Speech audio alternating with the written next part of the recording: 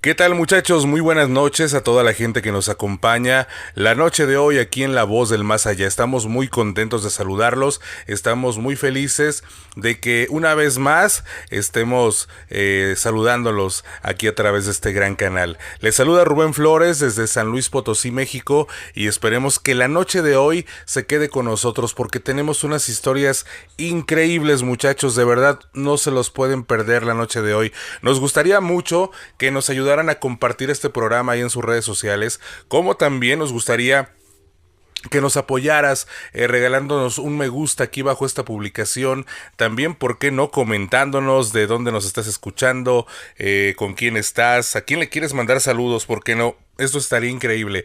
De verdad, a toda la gente que nos está viendo, a toda la gente que en esta noche más bien nos va a estar escuchando, porque me di a la tarea de grabar y tenerle un proceso a las historias un poquito más interesante. Ojalá que se queden con nosotros. De verdad, a toda la gente le agradezco bastante que siempre está al pendiente de lo que es La Voz del Más Allá. Ojalá que también puedan recomendar este canal y se suscriban a este mismo, porque eso nos hace bastante bien. Para iniciar, quiero mandar un saludo bien especial al tío Jando, que ya lo operaron, ya está recuperándose. Ojalá que todo salga bien al tío Jando. También a mi buen amigo Luis de Papás Tobis le mando un gran saludo. A Adriana Monsiváis también le mandamos un gran saludo. A Male, a todos los que nos están escuchando en este momento, a la gente de Monterrey, la gente de Guadalajara, Ciudad de México, Chihuahua, a la gente que está en Estados Unidos, a la gente que está en Sudamérica, también les mandamos un gran saludo. Muchas gracias por estar con nosotros, y obviamente pues bueno, a toda la gente que nos está escuchando aquí en San Luis Potosí, les mando un gran saludo. En las diferentes colonias y diferentes municipios, un gran saludo. Ya lo saben, pueden encontrarme en redes sociales, estoy como Rubén Flores 97, tanto en Instagram como en TikTok, y en Facebook tengo una fanpage donde también estoy subiendo algunos programas para que lo chequen, muchachos. En Face estoy como Rubén Flores 97.7, ahí hay algunos programas para que los revisen, muchachos. Toda la gente que todavía usa el Facebook, bueno, en Rubén Flores 97.7 ahí hay varios programas. Señores, vamos a iniciar con este programa lleno de historias, de relatos que están increíbles y que estoy seguro que les van a gustar bastante, sin antes pedirte de favor que te suscribas al canal y también que me regales un like aquí bajo esta publicación. Eso estaría increíble. Recuerda decirnos dónde nos estás escuchando. Muchas gracias. Así que, señores, bienvenidos a La Voz del Más Allá. La noche era densa sobre la carretera 57, un manto negro salpicado solo por el brillo mortecino de las estrellas y las luces solitarias de otros tráileres a lo lejos. El rugido constante del motor de su tráiler era la única compañía de Don Beto mientras avanzaba hacia el norte, rumbo a Matehuala. La cabina olía a café rancio y al aroma familiar del camino. Llevaba horas manejando. La monotonía del asfalto y las luces parpadeantes de los postes comenzaban a pesarle en los párpados. Fue entonces cuando la vio. A la orilla de la carretera, bajo la luz pálida de la luna, una figura femenina hacía señas desesperadas. Su silueta era frágil y su vestimenta parecía andrajosa, sucia por el polvo del camino. La curiosidad y la vieja costumbre de ayudar a quien lo necesitara hicieron que Don Beto redujera la velocidad. A medida que se acercaba, los detalles de la mujer se volvían más nítidos. Su ropa estaba desgarrada, su cabello largo y enredado caía sobre su rostro. Una sensación extraña, un escalofrío sutil recorrió la espalda del trailero. Cuando estuvo a unos metros, la mujer levantó la cabeza. El corazón de Don Beto dio un vuelco helado. No tenía ojos. En su lugar solo había dos cuencas profundas y oscuras, abismos de la nada. De su boca, entreabierta, goteaba un líquido espeso y viscoso, una mezcla repulsiva de rojo oscuro y negro. El terror lo invadió como una descarga eléctrica. Sin pensarlo dos veces, Don Beto pisó el acelerador a fondo. El tráiler bramó, ganando velocidad mientras dejaba atrás aquella visión infernal. Miró por el espejo retrovisor y la vio. La mujer de la carretera corría detrás del tráiler con una velocidad antinatural, sus ropas ondeando en el viento, su rostro sin ojos fijo en él. El pánico se apoderó de don Beto. Apretó el volante con fuerza, rezando en silencio mientras la imagen de aquella figura espectral lo perseguía en el espejo. De repente, como si hubiera desaparecido así como así, dejó de verla. Un suspiro tembloroso escapó de sus labios. Pensó que quizás había logrado dejarla atrás, que todo había sido una horrible alucinación producto del cansancio, pero entonces sintió un peso a su lado. Lentamente, con el corazón latiéndole con fuerza en el pecho, giró la cabeza. La mujer estaba allí, sentada en el asiento del copiloto, su rostro inexpresivo y sus cuencas vacías clavadas en él. El aliento fétido y frío le rozó la cara cuando la mujer abrió la boca y lanzó un grito desgarrador. Un sonido gutural y antinatural que resonó en la cabina como un presagio de muerte. Don Beto gritó también, un alarido de puro terror antes de que la oscuridad lo envolviera. Perdió el conocimiento desplomándose sobre el volante. Pasó un tiempo indeterminado antes de que don Beto volviera en sí. Sintió un movimiento en la cabina y abrió los ojos con dificultad. Dos hombres vestidos con uniformes de la Guardia Nacional lo miraban con preocupación. «Señor, ¿se encuentra bien? Encontramos su tráiler detenido en medio de la carretera. ¿Qué sucedió?», preguntó uno de los oficiales. Don Beto los miró, el recuerdo de la mujer sin ojos aún vivido en su mente. El miedo lo atenazaba, haciéndole dudar de sus propias palabras. ¿Cómo podría explicarles lo que había visto? ¿Quién le creería una historia tan escalofriante? Nada, oficial, balbuceó don Beto, tratando de recomponerse. Debí quedarme dormido al volante, el cansancio me jugó una mala pasada. Los oficiales intercambiaron miradas de incredulidad, pero no insistieron. Ayudaron a don Beto a incorporarse y revisaron el tráiler. No encontraron nada fuera de lo normal. Don Beto nunca les contó la verdad, guardó el terrorífico encuentro como un oscuro secreto, una cicatriz invisible en su alma. Cada vez que volvía a transitar por la carretera 57, antes de llegar a Matehuala, una punzada de miedo recorría su cuerpo, recordándole la noche en que la muerte lo miró con cuencas vacías y un grito helado. La historia que le pasó a su padre en aquellos días previos a la pandemia del 2020 quedó grabada en su memoria, una prueba de que en los caminos solitarios, a veces, lo inexplicable acecha en la oscuridad. El viento aullaba como una alma en pena alrededor de los muros del orfanato de Santa Inocencia, en las afueras de un municipio muy afamado. Dentro de la atmósfera era aún más helada, cargada de un terror palpable que se había instalado desde la llegada de Mateo, un niño de ojos oscuros y de sonrisa inquietante. Mateo no era como los demás. Susurros guturales en latín resonaban en las noches silenciosas, y cuando una frase en particular escapaba de sus labios, una oleada de convulsiones recorría los pequeños cuerpos de los otros huérfanos. Sus ojos se volvían vidriosos y sus voces se unían en un coro demoníaco. El padre Benjamín, un hombre de fe inquebrantable pero con arrugas de preocupación cada vez más profundas, había agotado sus oraciones y bendiciones.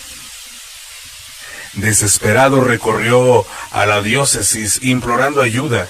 La respuesta llegó en la forma de dos sacerdotes, el padre Esteban, joven y fervoroso, y el padre Javier, un hombre corpulento con la mirada curtida y cicatrices apenas visibles bajo su sotana. El padre Javier había visto horrores antes de encontrar refugio en la fe. La guerra en la que luchó lo había marcado con imágenes imborrables de muerte y crueldad. Al ver a Mateo pálido y con una fuerza antinatural, retrocediéndole el rostro en una mueca infernal, sintió un escalofrío que no prevenía del frío del orfanato. La primera noche fue un infierno. Mateo, atado a una cama por la fuerza de varios hombres, escupía maldiciones en latín arcaico, cuando pronunció la frase fatídica, «Voce steis fili tenebrarum».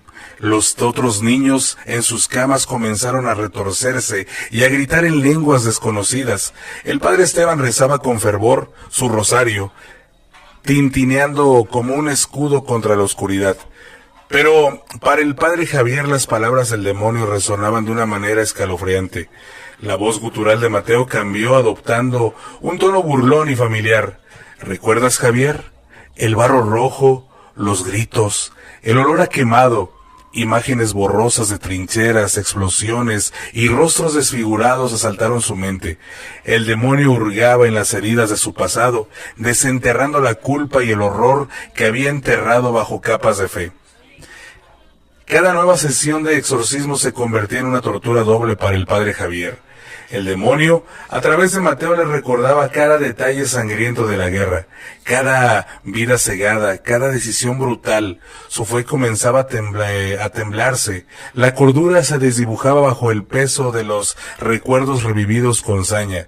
Una noche, durante uno de los ataques de Mateo, algo se rompió en el padre Javier. Sus ojos, antes llenos de una fe firme, se inyectaron en sangre. Con un grito desgarrador se abalanzó sobre el niño poseído, intentando silenciar la voz que lo atormentaba.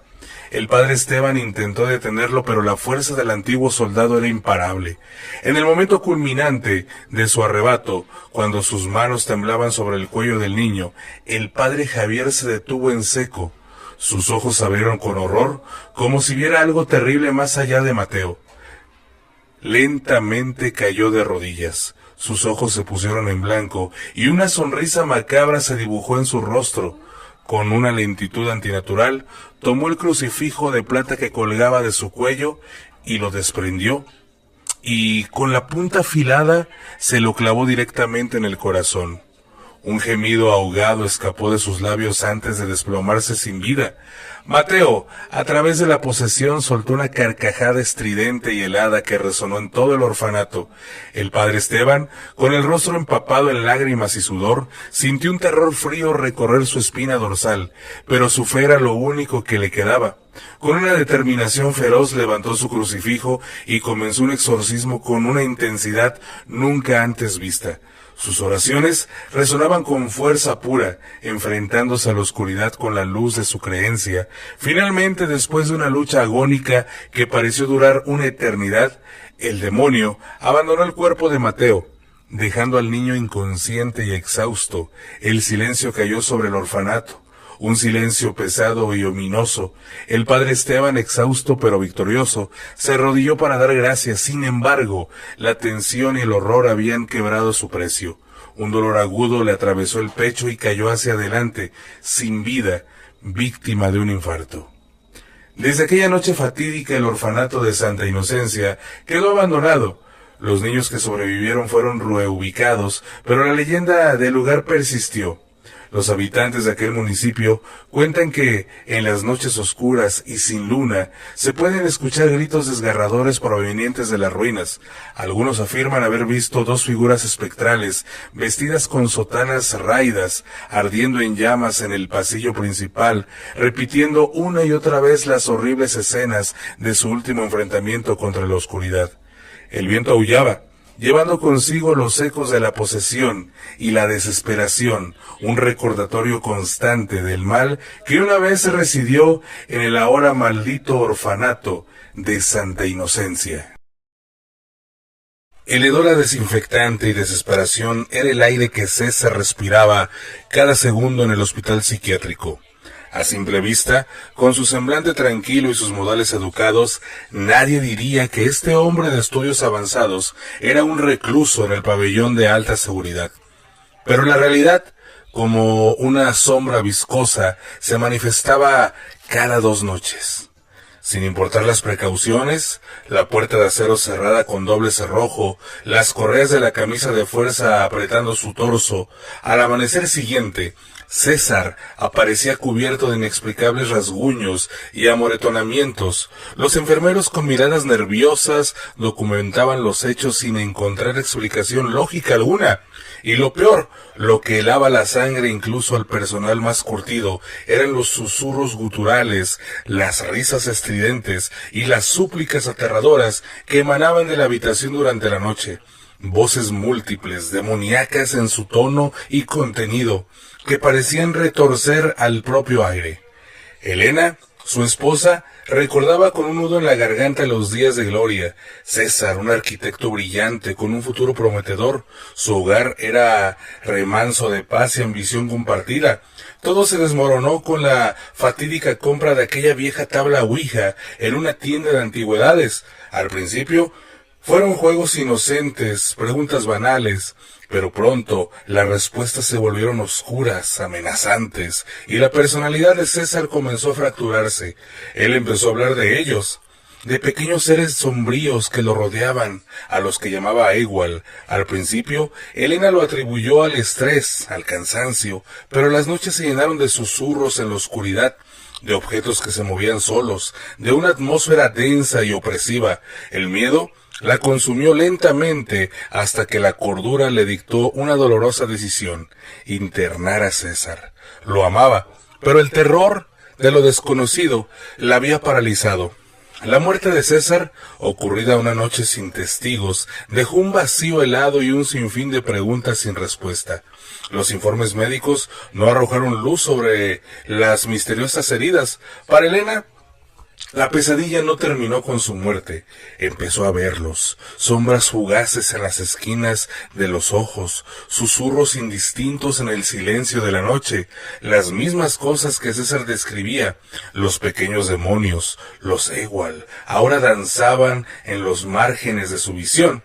Y luego, las visiones de César. Lo veía en sueños, a veces despierta en la penumbra de su habitación, apresado por figuras grotescas, encadenado y gritando en un idioma incomprensible. La imagen la perseguía, la convencía de que algo terrible se había aferrado a él a través de aquella tabla y que ahora, de alguna manera, la alcanzaba a ella. La idea de un exorcismo rondaba su mente como un espectro. Sentía la necesidad imperiosa de liberarse de esta oscuridad que la envolvía, pero el miedo la atensaba, un miedo frío y punzante por su pequeño hijo. ¿Y si la misma maldición, la misma presencia maligna que consumió a César, se extendía hacia él? ¿Y si al intentar purificarse desataba una fuerza aún más terrible sobre su inocente criatura? Elena vivía en un limbo de terror y culpa, acosada por los fantasmas de su pasado y la amenaza invisible de un futuro sombrío. Cada sombra danzante, cada susurro en la noche, era un recordatorio de la tragedia de César y la creciente certeza de que ella también estaba atrapada en una pesadilla que apenas comenzaba. El eco de las voces demoníacas que atormentaron a su esposo resonaban ahora en su propia mente. Un presagio escalofriante de lo que podría estar por venir. Esa noche se fue a dormir más cansado de lo normal, y prueba de esto fue los sueños que empezó a tener muy pronto después de haberse quedado dormido. En él veía cómo su hermano moría en un accidente de tránsito. Pudo ver exactamente cómo ocurría, pero en el mismo sueño vio a un hombre mayor que le dijo que dejara de sufrir, ya que su hermano había muerto por su propia culpa, que nada se podía hacer. Él no entendía lo que estaba pasando, pero el ver el lugar del accidente y cómo quedó el auto de su hermano lo hacía llorar copiosamente mientras aquel personaje le palmoteaba la espalda. En una de esas despertó llorando por lo que había vivido. Se sintió aliviado al saber que solo era un sueño. Fue hasta la cocina y bebió un vaso de agua. Como le gustaba fumar un poco, decidió salir a fumar un cigarrillo, ya que a su esposa no le gustaba que fumara dentro de la casa. Al salir, vio a un personaje sentado a un lado donde él estaba. Le preguntó qué hacía allí, ya que estaba dentro de su propiedad. El extraño levantó la mirada y le dijo: «Solo vine a decirte que no es un sueño». Cuando lo reconoció, él sintió que su corazón dejaba de latir.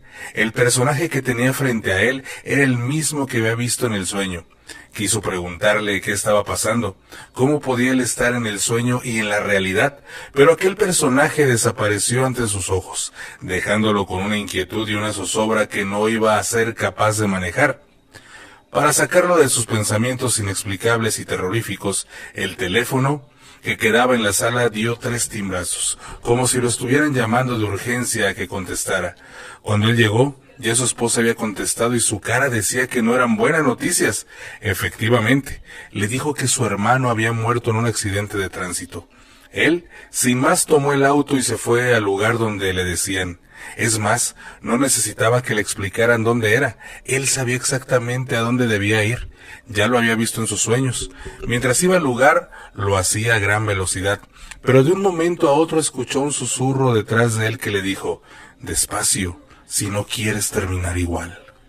Él no fue capaz de voltear, pero por el retrovisor pudo ver que en la silla de atrás estaba sentado aquel personaje, el de los sueños, y el que estaba fuera de su casa.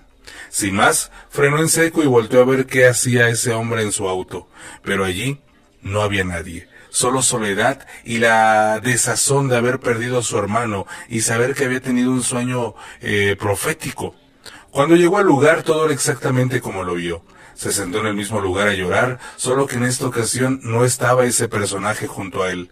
Después de varios exámenes médicos y policiales, descubrieron que su hermano iba un poco alcoholizado y al parecer, debido a esto había ocurrido el accidente, como se lo dijo el hombre en el sueño. El hermano era culpable de su propia muerte.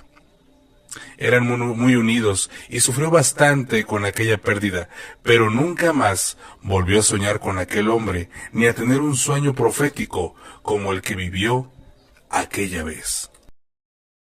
Ellos, como buenos campesinos, estaban acostumbrados a salir en la noche por aquellos caminos oscuros y muy angostos. También sabían de las historias de brujas y duendes de las que se hablaban por allí, pero esta noche algo los marcaría. Mientras iban llegando al lugar más espeso del bosque, escucharon un sonido extraño acompañado de un temblor de tierra que hizo mover todo. A pesar de que se asustaron, siguieron su camino ya que eran hombres curtidos de aquel lugar. Pero algo que los sorprendió fue que encontraron una pequeña casa de madera que antes nunca habían visto. Ellos conocían aquel camino a la perfección. Desde dentro veían que subía humo como si alguien estuviese cocinando. Quisieron pasar de largo, pero cuando iban al frente, la puerta se abrió y una mujer les dijo que si no querían tomar un café. Ellos se miraron sorprendidos. Sabían que lo que estaban viendo en ese momento no era cosa de este mundo, pero ¿cómo decirle que no a esa extraña aparición? Sin más titubeos, le dijeron que sí, que tomarían un café. Entraron a la pequeña sala humilde y se sentaron a la mesa con la anciana. Un café humeante y delicioso se saborearon, solo hasta ahí recuerdan, porque solo despertaron al amanecer tirados en medio del bosque, desnudos y con magullones por todo el cuerpo, como si alguien los hubiese golpeado con un látigo. No supieron nunca lo que vivieron aquella noche, ni siquiera quién era aquella anciana. Y aunque muchas veces volvieron por allí tratando de encontrar aquella casa, nunca dieron con ella. Simplemente se encontraron con algo que no es de este mundo, como lo pensaron en ese momento. Pero después de esto, muchos otros transeúntes de aquellos caminos, más que todo en la noche, aseguran haber encontrado a aquella anciana, pero como ya sabían del tema, de no entrar a tomar nada en esa casa, simplemente le decían que gracias y seguían su camino. Pero siempre se les perdía el camino y solo lo volvían a encontrar al amanecer cuando cantaba el primer gallo. Así que los pobladores empezaron a evitar caminar por allí cuando ya llegaban las 6 de la tarde, porque sabían que en ese bosque había un ser extraño que al parecer era una anciana. Tal vez una bruja, pero también podía ser un demonio o algo más. No se sabe por qué hacía que los hombres perdieran el camino y que muchas veces no recordaran lo que pasó el resto de la noche, cuando no encontraban el regreso a casa.